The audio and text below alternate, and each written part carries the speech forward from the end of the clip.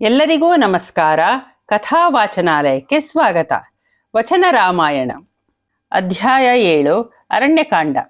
ಶುಕ್ಲಾಂಬರಧರಂ ವಿಷ್ಣುಂ ಶಶಿವರ್ಣಂ ಚತುರ್ಭುಜಂ ಪ್ರಸನ್ನವದನಂ ಧ್ಯಾಯೇತ್ ಸರ್ವವಿಘ್ನೋಪಶಾಂತಯೇ.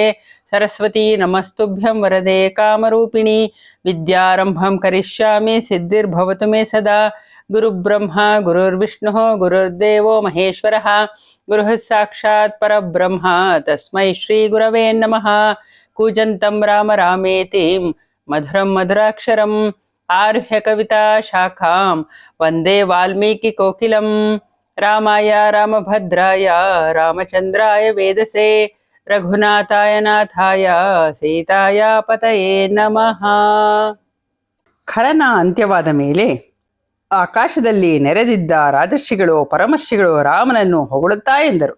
ರಾಮ, ಇಂದ್ರನು ಇದಕ್ಕಾಗಿಯೇ ಶರಭಂಗಾಶ್ರಮಕ್ಕೆ ಬಂದಿದ್ದನು. ಋಷಿಗಳು ಉಪಾಯದಿಂದ ನಿನ್ನನ್ನು ಈ ಪ್ರದೇಶಕ್ಕೆ ಬರಮಾಡಿಕೊಂಡರು. ಇದೆಲ್ಲ ರಾಕ್ಷಸರ ವಧೆಗೋಸ್ಕರವೇ. ನೀನು ಆ ಕಾರ್ಯವನ್ನು ನೆರವೇರಿಸಿರುವೆ. ಇನ್ನು ದಂಡಕಾರಣ್ಯದಲ್ಲಿ ಋಷಿಗಳು ನಿರಾಳವಾಗಿ ಓಡಾಡಿಕೊಂಡಿರುತ್ತಾರೆ. ಇಷ್ಟರಲ್ಲಿಯೇ ದೇವತೆಗಳು ದುಂದುಭಿಯನ್ನ ಬಾರಿಸುತ್ತಾ ರಾಮನ ಮೇಲೆ ಪುಷ್ಪವೃಷ್ಟಿಯನ್ನ ಸುರಿಸಿದರು. ಮತ್ತೆ ಹೇಳಿದರು, ಆಹಾ, ರಾಮನು ಮಾಡಿದ ಕಾರ್ಯ ಮಹಾಕಾರ್ಯವಿದು. ಅವನ ಪರಾಕ್ರಮ ವಿಷ್ಣುವಿನ ಪರಾಕ್ರಮದಂತಿದೆ. ಅವರೆಲ್ಲರೂ ಹೊರಟು ಹೋದ ಮೇಲೆ ಲಕ್ಷ್ಮಣನು ಸೀತೆಯನ್ನು ಕರೆದುಕೊಂಡು ಆಶ್ರಮಕ್ಕೆ ಬಂದನು. ಮಹರ್ಷಿಗಳಿಂದ ಸನ್ಮಾನಿಸಲ್ಪಡುತ್ತಾ ಲಕ್ಷ್ಮಣನಿಂದ ಪೂಜಿಸಲ್ಪಡುತ್ತಾ ರಾಮನು ಆಶ್ರಮವನ್ನು ಹೊಕ್ಕನು. ರಾಕ್ಷಸರನ್ನ ಸಂಹರಿಸಿ ಮಹರ್ಷಿಗಳಿಗೆ ಕ್ಷೇಮವನ್ನುಂಟು ಮಾಡಿದ ತನ್ನ ಗಂಡನನ್ನು ಕಂಡು ಸೀತೆಯು ಅತ್ಯಾನಂದದಿಂದ ಅವನನ್ನು ಬರಮಾಡಿಕೊಂಡಳು. ರಾಮನು ಸುರಕ್ಷಿತವಾಗಿರುವುದು ಅವಳಿಗೆ ನೆಮ್ಮದಿಯನ್ನು ಕೊಟ್ಟಿತು. ಜನಸ್ಥಾನದಲ್ಲಿ ಅಕಂಪ ಎಂಬ ಒಬ್ಬ ರಾಕ್ಷಸನಿದ್ದನು. ಅವನು ಸುಮಾಲಿ ಎಂಬುವನ ಮಗ. ಅವನು ಹೇಗೋ ರಾಮನ ಬಾಣಕ್ಕೆ ಬಲಿಯಾಗದೆ ಉಳಿದಿದ್ದನು. ಅವನು ಅತಿ ವೇಗದಿಂದ ಲಂಕೆಗೆ ಓಡಿ ಹೋಗಿ ರಾವಣನಿಗೆ ನಿವೇದಿಸಿದನು. ರಾಜಾಧಿರಾಜನೇ, ಜನಸ್ಥಾನದಲ್ಲಿದ್ದ ಹೆಚ್ಚಿನ ರಾಕ್ಷಸರೆಲ್ಲರೂ ಹತರಾದರು. ಖರನೂ ಯುದ್ಧದಲ್ಲಿ ವಧಿಸಲ್ಪಟ್ಟನು. ನಾನು ಹೇಗೋ ತಪ್ಪಿಸಿಕೊಂಡು ಇಲ್ಲಿಗೆ ಬಂದಿದ್ದೇನೆ. ರಾವಣನ ಸಿಟ್ಟು ನೆತ್ತಿಗೇರಿತು. ಕೆಂಗಣ್ಣಿನಿಂದ ಸುಡುವಂತೆ ನೋಡುತ್ತಾ ಕಂಪಿಸುತ್ತಾ ನಿಂತಿದ್ದ ಅಕಂಪನನ್ನು ವಿಚಾರಿಸಿದನು. ಏನು, ನಮ್ಮ ಸುಂದರವಾದ ಜನಸ್ಥಾನ ನಾಶವಾಯಿತೇ? ಯಾರು ಅದನ್ನು ನಾಶ ಮಾಡಿದವರು? ಅವನ ಆಯುಷ್ಯ ಮುಗಿಯಿತೆಂದೇ ಅರ್ಥ. 3 ಲೋಕಗಳಲ್ಲೂ ಅವನಿಗೆ ರಕ್ಷಣೆ ಸಿಗಲಾರದು. ನನಗೆ ಇಷ್ಟವಾಗದ್ದನ್ನ ಮಾಡಿ ಇಂದ್ರನೂ ಕೂಡ ಸುಖದಿಂದ ಇರಲಾರ. ಕುಬೇರ, ಯಮ, ವರುಣ, ವಿಷ್ಣುಗಳು ಅಷ್ಟೇ. ನಾನು ಯಮನಿಗೆ ಯಮ, ಅಗ್ನಿಯನ್ನೂ ಕೂಡ ಸುಟ್ಟು ಬಿಟ್ಟೇನು. ಮೃತ್ಯುವಿಗೆ ಮೃತ್ಯು ನಾನು. ಸೂರ್ಯನನ್ನು ಸುಟ್ಟು ಬಿಟ್ಟೇನು. ಗಾಳಿಯ ವೇಗವನ್ನು ನಿಯಂತ್ರಿಸಿಯೇನು. ಸಿಟ್ಟಿಗೆದ್ದ ರಾವಣನನ್ನು ನೋಡಿ ಅಕಂಪನನ ನಡುಕ ಮತ್ತೂ ಹೆಚ್ಚಿತು. ತನಗೆ ಅಭಯವನ್ನೀಯುವಂತೆ ಅಂಗಲಾಚಿದನು. ರಾವಣನು ಅಭಯವನ್ನೀಯಲು ಅಕಂಪನವು ಎಂದನು, ಪ್ರಭು, ದಶರಥ ಪುತ್ರನಾದ ರಾಮನೆಂಬ ಒಬ್ಬ ತರುಣನಿದ್ದಾನೆ. ನೋಡಲು ಸಿಂಹದಂಥ ಚಲುವಾದ ಶರೀರದವನು. ಎತ್ತಿನ ಹೆಗಲಿನಂತೆ ಅವನ ಹೆಗಲಿದೆ. ದುಂಡಗಾದ ದೊಡ್ಡ ಭುಜಗಳಿವೆ. ಅವನ ಶಕ್ತಿಗೆ ಎಣೆಯೇ ಇಲ್ಲ. ಆದುದರಿಂದಲೇ ಅವನು ಮಹಾವೀರ. ಅವನ ಜನ್ಮಸ್ಥಾನವನ್ನ ಧ್ವಂಸ ಮಾಡಿಬಿಟ್ಟಿದ್ದಾನೆ. ಖರದೂಷಣರು ಅವನ ಕೈಯಿಂದಲೇ ಹತರಾಗಿದ್ದು. ಅಕಂಪನ ಮಾತುಗಳನ್ನು ಕೇಳಿ ರಾವಣನು ಸರ್ಪದಂತೆ ನಿಶ್ವಾಸವನ್ನ ಬಿಟ್ಟನು. ಮತ್ತೆ ಹೇಳಿದನು, ಅಕಂಪನ, ಅವನು ಇಂದ್ರ ಮತ್ತು ದೇವತೆಗಳೊಡನೆ ಸೇರಿ ಜನಸ್ಥಾನಕ್ಕೆ ಬಂದಿದ್ದಾನೋ ಹೇಗೆ? ಅದಕ್ಕೆ ಅಕಂಪನು ಉತ್ತರಿಸಿದನು, ಇಲ್ಲ ರಾಜನ್, ರಾಮನೊಬ್ಬ ಮಹಾ ತೇಜಸ್ವಿ, ಬಿಲ್ಲುಗಾರರಲ್ಲಿ ಅಗ್ರಗಣ್ಯ. ಅವನಲ್ಲಿ ದಿವ್ಯಾಸ್ತ್ರಗಳೇ ಇವೆ. ಯುದ್ಧದಲ್ಲಿ ದೇವೇಂದ್ರನಿಗೆ ಸಮ. ಅವನಿಗೆ ಅನುರೂಪನಾದ ತಮ್ಮನೂ ಅವನೊಂದಿಗಿದ್ದಾನೆ. ಅವನ ಹೆಸರು ಲಕ್ಷ್ಮಣ ಎಂದು. ಚಂದ್ರನಂತೆ ಸುಂದರವಾದ ಮುಖ ಅವನಿಗಿದೆ. ರಾಮನು ಅವನ ಜೊತೆಯಲ್ಲಿದ್ದರೆ ಗಾಳಿ ಮತ್ತು ಬೆಂಕಿ ಜೊತೆಯಾದಂತೆ. ರಾಜ ಶ್ರೇಷ್ಠನಾದ ರಾಮನೊಬ್ಬನೇ ಜನಸ್ಥಾನವನ್ನು ನಿರ್ನಾಮ ಮಾಡಿದ್ದಾನೆ. ಅವನೊಡನೆ ಯಾರೂ ಇರಲಿಲ್ಲ. ಇದರ ಬಗೆಗೆ ಆಲೋಚಿಸಬೇಕಾಗಿಯೇ ಇಲ್ಲ. ಅವನು ಬಿಡುತ್ತಿದ್ದ ಚಿನ್ನದ ಪುಂಕದ ಬಾಣಗಳು 5 ತಲೆಗಳ ಸರ್ಪಗಳಾಗಿ ಬಂದು ರಾಕ್ಷಸರನ್ನ ನುಂಗುತ್ತಿದ್ದವು. ಭಯಗ್ರಸ್ತರಾದ ರಾಕ್ಷಸರು ಯಾವ ದಿಕ್ಕಿಗೆ ಓಡಿದರೂ ಅಲ್ಲಿ ರಾಮನೇ ಕಾಣಿಸಿಕೊಳ್ಳುತ್ತಿದ್ದನು. ನಿನ್ನ ಜನಸ್ಥಾನವು ನಿರ್ಜನ ಸ್ಥಾನವಾದದ್ದು ಹೀಗೆ. ಆಗ ರಾವಣನೆಂದನು, ನಾನು ಜನಸ್ಥಾನಕ್ಕೆ ಹೋಗಿ ರಾಮನನ್ನು ಲಕ್ಷ್ಮಣನನ್ನು ಕೊಂದು ಬಂದರಾಯಿತಲ್ಲ. ಆಗ ಕಂಪನು ನುಡಿದನು, ರಾಜ, ನೀನು ಹೇಳಿದಷ್ಟು ಅದು ಸುಲಭವಲ್ಲ. ನಾನು ರಾಮನ ಪರಾಕ್ರಮವನ್ನು ವರ್ಣಿಸುತ್ತೇನೆ, ಕೇಳು. ರಾಮನು ಕೋಪಗೊಂಡಾಗ ತುಂಬಿದ ಹೊಳೆಯ ಪ್ರವಾಹವನ್ನು ತನ್ನ ಬಾಣಗಳಿಂದಲೇ ತಡೆದು ಬಿಟ್ಟಾನು. ಗ್ರಹ ನಕ್ಷತ್ರಗಳಿಂದ ಕೂಡಿದ ಆಕಾಶವನ್ನೇ ಹೊಡೆದು ಉರುಳಿಸಿಯಾನು. ಮುಳುಗುವ ಭೂಮಿಯನ್ನು ಮೇಲಕ್ಕೆತ್ತಿಯಾನು. ಕಡಲ ತಡಿಯನ್ನೇ ಒಡೆದು ಲೋಕವನ್ನೇ ಮುಳುಗಿಸಿಯಾನು. ದಶಕಂಠ ಜಗತ್ತನ್ನು ನಾಶ ಮಾಡಿ ಪುನಃ ಸೃಷ್ಟಿಸಿಬಿಟ್ಟಿಯಾನು. ನೀನು ರಾಮನನ್ನ ಯುದ್ಧದಲ್ಲಿ ಖಂಡಿತ ಸೋಲಿಸಲಾರೆ.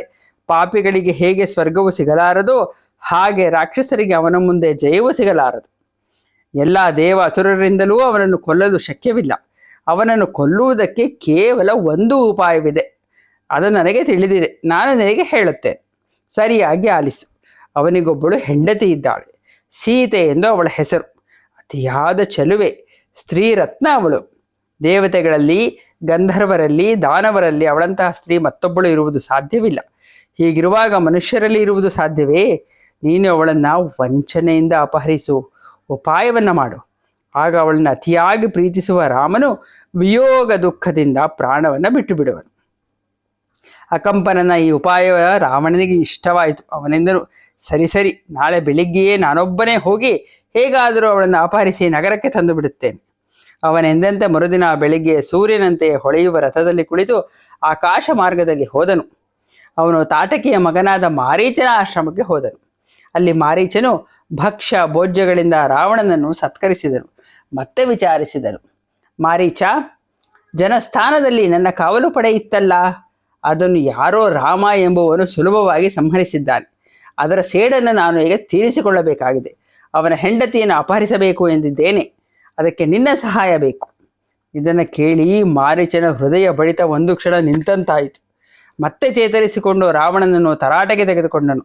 ರಾಕ್ಷಸೇಶ್ವರ, ಸೀತೆಯ ಬಗೆಗೆ ನಿನಗೆ ಹೇಳಿದ ಈ ಮಿತ್ರ ರೂಪದ ಶತ್ರು ಯಾರು? ನೀನು ಸುಖವಾಗಿ ಇರುವುದನ್ನು ನೋಡಿ ಸಂತೋಷ ಪಡದ ಆ ದುಷ್ಟನು ಯಾರು? ಸೀತೆಯನ್ನು ಅಪಹರಿಸಲು ಬೋಧಿಸಿದ ಆ ಪಾಪಿ ಯಾರು? ರಾಕ್ಷಸ ಕುಲದ ಶೃಂಗವನ್ನು ಉರುಳಿಸಲು ಸಂಚು ಮಾಡಿದವನು ಯಾರು? ಅವನು ನಿಜವಾಗಿಯೂ ನಿನ್ನ ಶತ್ರು. ವಿಷಸರ್ಪದ ಹಲ್ಲನ್ನು ನಿನ್ನ ಮೂಲಕ ಕೀಳಲು ಅವನ ರಣತಂತ್ರವನ್ನು ಹೂಡಿದ್ದಾನೆ. ಇಂತಹ ನೀಚ ಕೆಲಸವನ್ನು ನಿನ್ನಿಂದ ಮಾಡಿಸಿ ನಿನ್ನ ಸರ್ವನಾಶ ಮಾಡಲು ನೋಡುತ್ತಿದ್ದಾನೆ. ರಣರಂಗದಲ್ಲಿ ರಾಮನೊಂದು ಮದಗಜ, ವೀರ ರಾಕ್ಷಸರೆಂಬ ಮೃಗಗಳನ್ನು ಬೇಟೆಯಾಡುವ ನರರೂಪದ ಸಿಂಹ ಅವನು. ರಾಮನೊಂದು ಅಗಾಧವಾದ ಸಾಗರ. ಸುಮ್ಮನೆ ಅದಕ್ಕೆ ಹೋಗಿ ಬಿದ್ದು ಸಾಯಬೇಡ. ಲಂಕೇಶ್ವರ, ನೀನು ಸಮಾಧಾನ ಚಿತ್ತದಿಂದ ಲಂಕೆಗೆ ವಾಪಸ್ಸು ಹೊರಟು ಹೋಗು. ನಿನಗೆ ನಿನ್ನ ಹೆಂಡಂದಿರೇ ಇದ್ದಾರೆ, ಅವರೊಡನೆ ಸುಖವಾಗಿರು. ರಾಮನು ತನ್ನ ಹೆಂಡತಿಯೊಂದಿಗೆ ಕಾಡಿನಲ್ಲಿ ಸುಖವಾಗಿರಲಿ. ರಾವಣನು, ಹೌದು, ನೀನು ಹೇಳುವುದರಲ್ಲೂ ಅರ್ಥವಿದೆ. ಸುಮ್ಮನೆ ಯಾಕೆ ಜಗಳ ಅಲ್ಲವೇ? ಹೀಗೆಂದು ಬಂದಂತೆ ಲಂಕೆಗೆ ಹೊರಟು ಹೋದನು. ಮಾರೀಚನು ನೆಮ್ಮದಿಯ ಉಸಿರು ಬಿಟ್ಟನು. 14,000 ರಾಕ್ಷಸರು ರಾಮನಿಂದ ಹತರಾದದ್ದನ್ನು ಶೂರ್ಪಣಖಿ ಕಣ್ಣಾರೆ ಕಂಡಿದ್ದಳು.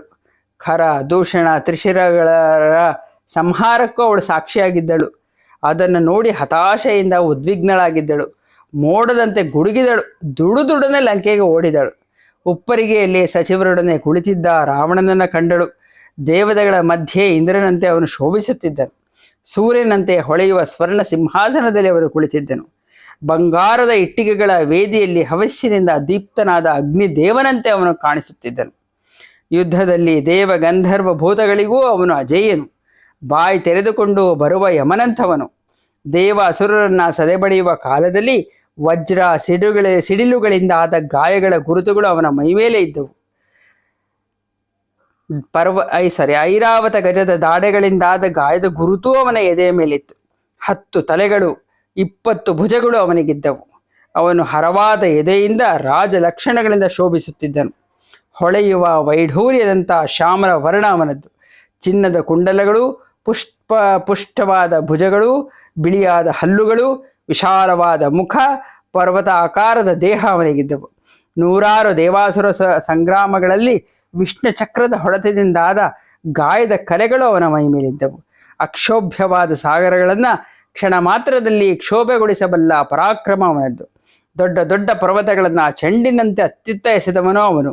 ದೇವತೆಗಳನ್ನು ಹಣ್ಣುಗಾಯಿ ನೀರುಗಾಯಿ ಮಾಡಿದ ವೀರನವನು. ಧರ್ಮವನ್ನು ಸಮೂಲ ಕಿತ್ತೆಸೆದವನವನು. ಪರಸ್ತ್ರೀಯರನ್ನು ಅಪಹರಿಸುವುದರಲ್ಲಿ ಸಿದ್ಧಹಸ್ತ. ಎಲ್ಲ ದಿವ್ಯಾಸ್ತ್ರಗಳನ್ನು ಪ್ರಯೋಗಿಸಬಲ್ಲವನು. ಯಜ್ಞ ಕಂಟಕನು. ಪಾತಾಳಕ್ಕೆ ಹೋಗಿ ವಾಸುಕಿಯನ್ನು ಸೋಲಿಸಿ ಬಂದವನು. ತಕ್ಷಕನನ್ನು ಪರಾಭವಗೊಳಿಸಿ ಅವನ ಹೆಂಡತಿಯನ್ನು ಸೆಳೆದು ತಂದವನು. ಕೈಲಾಸಕ್ಕೆ ಹೋಗಿ ತನ್ನ ಅಣ್ಣನಾದ ಕುಬೇರನನ್ನು ಭಂಗಿಸಿ ಅವನ ಪುಷ್ಪಕ ವಿಮಾನವನ್ನು ಕಿತ್ತುಕೊಂಡು ಬಂದಿದ್ದನು. ಅವನ ದಿವ್ಯವಾದ ಚೈತ್ರ ರಥವೆಂಬ ಉದ್ಯಾನವನವನ್ನು ಮತ್ತು ಸ್ವರ್ಗದ ನಂದನವನ್ನು ಕೋಪದಿಂದ ಹಾಳುಗೆಡವಿದ್ದನು. ಪರ್ವತ ಶಿಖರದಂಥ ಅವನು ಉದಯಿಸುವ ಸೂರ್ಯ ಚಂದ್ರರನ್ನು ತನ್ನ ತೋಳುಗಳಿಂದಲೇ ಮರೆ ಮಾಡಿದ್ದನು. 10,000 ವರ್ಷ ತಪಸ್ಸು ಮಾಡಿ ಬ್ರಹ್ಮದೇವನಿಗೆ ತನ್ನ ತಲೆಗಳನ್ನೇ ಕಾಣಿಕೆಯಾಗಿ ಅರ್ಪಿಸಿದ್ದನು. ಮನುಷ್ಯರನ್ನು ಬಿಟ್ಟು ದೇವ, ಗಂಧರ್ವ, ದಾನವ, ಪಿಶಾಚಿ, ಪಶು, ಪಕ್ಷಿ, ಸರ್ಪಗಳಿಂದ ಅವಧ್ಯನಾಗುವ ವರವನ್ನು ಪಡೆದಿದ್ದನು. ಪುಣ್ಯಕರವಾದ ಯಜ್ಞಗಳಲ್ಲಿ ಋತ್ವಿಜರು ಮಂತ್ರಿಸಿದ ಸೋಮರಸವನ್ನು ಬಲಾತ್ಕಾರದಿಂದ ಕಿತ್ತುಕೊಂಡು ಕುಡಿದಿದ್ದನು. ಬ್ರಹ್ಮ ಹತ್ಯೆಗಳನ್ನು ಮಾಡಿದ್ದನು. ದುರಾಚಾರಿಯು, ಕ್ರೂರನು, ಪ್ರಜಾಪೀಡಕನು, ಸರ್ವಲೋಕ ಭಯಂಕರನು, ಇಷ್ಟೆಲ್ಲ ವಿಶಿಷ್ಟನಾದ ತನ್ನ ಅಣ್ಣನನ್ನು ಶೂರ್ಪಣಖಿ ನೋಡಿದಳು. ನೋಡುತ್ತಲೇ ಭಯಭ್ರಾಂತಳಾದ ಅವಳು ಅವನ ಮುಂದೆ ಧಾವಿಸಿ ಅವನಿಗೆ ಕಟು ವಾಕ್ಯಗಳನ್ನಾಡಿದಳು. ಅಣ್ಣ, ಕಾಮಭೋಗಗಳಲ್ಲಿ ಎಚ್ಚರ ತಪ್ಪಿ ಸ್ವೇಚ್ಛಾಚಾರನಾಗಿ ನಿರಂಕುಶನಾಗಿ ಮರೆಯುತ್ತಿರುವ ನೀನು ಬಂದಿರುವ ಘೋರ ಅಪಾಯವನ್ನು ತಿಳಿಯುತ್ತಿಲ್ಲ. ಆತ್ಮವಂತರಾದ ದೇವ, ಗಂಧರ್ವ, ದಾನವರೊಡನೆ ವಿರೋಧವನ್ನು ಕಟ್ಟಿಕೊಂಡ ಮೇಲೂ ಸರಿಯಾದ ಗೂಢಾಚಾರರನ್ನು ನೇಮಿಸಿಕೊಳ್ಳದೆ ಚಾಪಲ್ಯಕ್ಕೆ ದಾಸನಾಗಿ ಕಾಲ ಕಳೆಯುವ ನೀನು ಹೇಗೆ ರಾಜನಾಗಿದ್ದೀಯ? ರಾಕ್ಷಸರಾಜ, ನಿನ್ನದು ಅತಿಯಾಯಿತು. ನಿನ್ನ ಮಕ್ಕಳಾಟಿಕೆ, ನಿನ್ನ ಬುದ್ಧಿ ಬೆಳೆದೇ ಇಲ್ಲ. ಯಾವುದನ್ನು ತಿಳಿದುಕೊಳ್ಳಬೇಕಿತ್ತೋ ಅದನ್ನು ನೀನು ತಿಳಿದೇ ಇಲ್ಲ. ಹೀಗಿರುವಾಗ ನೀನು ಎಂತಹ ರಾಜ?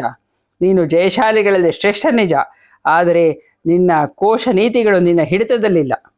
ನಿನ್ನ ಜನಸ್ಥಾನದಲ್ಲಿದ್ದವರು ನಿನ್ನವರು ಮಣ್ಣು ಮುಕ್ಕಿದ್ದು ನಿನಗೆ ತಿಳಿಯದೇ ಇಲ್ವಲ್ಲ. ಖರದೂಷಣರ ಸಹಿತ 14,000 ರಾಕ್ಷಸರು ರಾಮನು ಒಬ್ಬನಿಂದಲೇ ಹತರಾಗಿದ್ದಾರೆ ಎಂಬುದೇ ನಿನಗೆ ತಿಳಿಯದಲ್ಲ. ಋಷಿಮುನಿಗಳಿಗೆ ಅವನು ಅಭಯವನ್ನೆತ್ತಿದ್ದಾನೆ. ದಂಡಕಾರಣ್ಯವು ಈಗ ನಿಷ್ಕಂಟಕವಾಗಿದೆ, ಸುಖವಾಗಿದೆ. ಅದೆಷ್ಟು ಸುಲಭವಾಗಿ ಅವನು ದಂಡಕಾರಣ್ಯವನ್ನು ವಶಪಡಿಸಿಕೊಂಡಿದ್ದಾನೆ. ನೀನಂತೂ ವಿಷಯ ಲಂಪಟ, ನೀನು ಪರಾಧೀನ. ನಿನ್ನ ರಾಜ್ಯಕ್ಕೆ ಬಂದಿರುವ ವಿಪತ್ತು ನಿನಗೆ ಗೊತ್ತೇ ಇಲ್ಲ. ದೇಶ ಕಾಲಗಳ ವಿವೇಕ ಇಲ್ಲದಿರುವುದು, ಗುಣದೋಷಗಳ ನಿರ್ಣಯದಲ್ಲಿ ಬುದ್ಧಿಯನ್ನು ಉಪಯೋಗಿಸದೇ ಇರುವುದು ನಿನ್ನ ಹಣೆಯ ಬರಹವೇ ಆಯಿತು. ನೀನು ಬೇಗನೆ ಹಾಳಾಗಿ ಹೋಗುತ್ತೀಯ. ಶೂರ್ಪಣಖಿಯು ಹೀಗೆ ತನ್ನ ದೋಷಗಳನ್ನು ಎತ್ತಿ ಆಡಿದಾಗ ಬಲ ದರ್ಪಗಳಿದ್ದವನಾದರೂ ರಾವಣನು ಬಹಳ ಹೊತ್ತು ಚಿಂತೆಗೊಳಗಾದನು. ಅಮಾತ್ಯರ ಮುಂದೆ ತನ್ನ ಜನ್ಮವನ್ನು ಜಾಲಾಡಿದ ಶೂರ್ಪಣಖಿಯನ್ನು ರಾವಣ ಸಿಟ್ಟಿನಿಂದ ಕೇಳಿದನು. ಯಾವನೇ ಅವನು? ರಾಮ? ಅವನಲ್ಲಿರುವ ಪರಾಕ್ರಮವೇನು? ನೋಡಲು ಹೇಗಿದ್ದಾನೆ? ಆ ದುರ್ಗಮವಾದ ದಂಡಕಾರಣ್ಯಕ್ಕೆ ಅವನು ಪ್ರವೇಶಿಸಿದ್ದಾದರೂ ಹೇಗೆ? ರಾಕ್ಷಸರನ್ನು ಕೊಲ್ಲಲು ಅವನು ಬಳಸಿದ ಆಯುಧ ಯಾವುದು?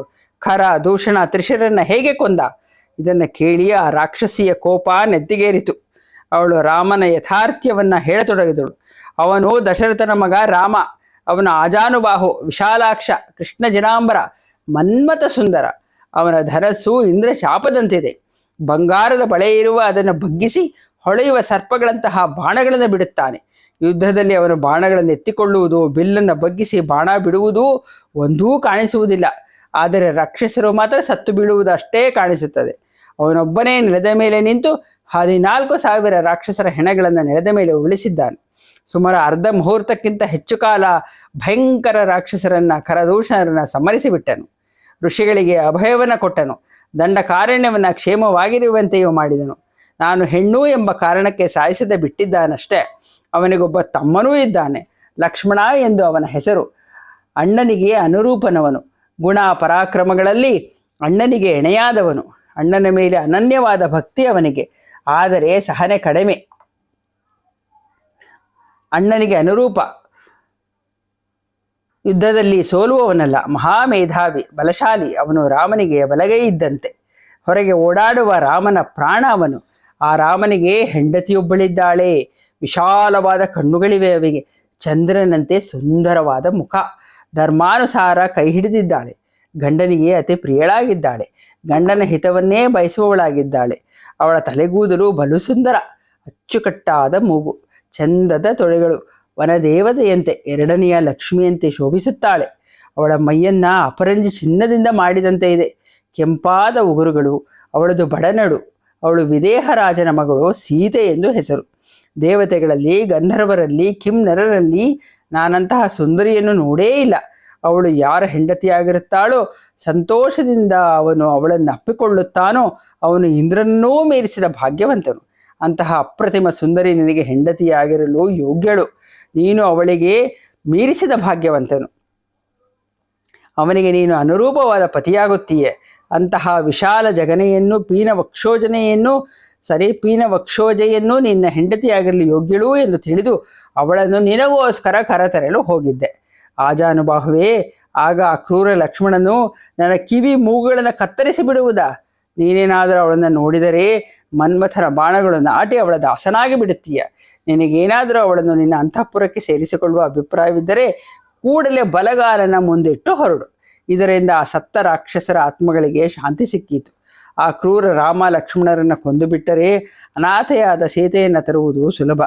ನಿನಗೆ ನನ್ನ ಮಾತು ಹಿಡಿಸಿದರೆ ನಾನು ಹೇಳಿದಂತೆ ಮಾಡು. ನಿನ್ನ ಶಕ್ತಿಯನ್ನು ಉಪಯೋಗಿಸಿ ಅವಳನ್ನು ಬಲಾತ್ಕಾರದಿಂದ ಎತ್ತಿಕೊಂಡು ಬಾ.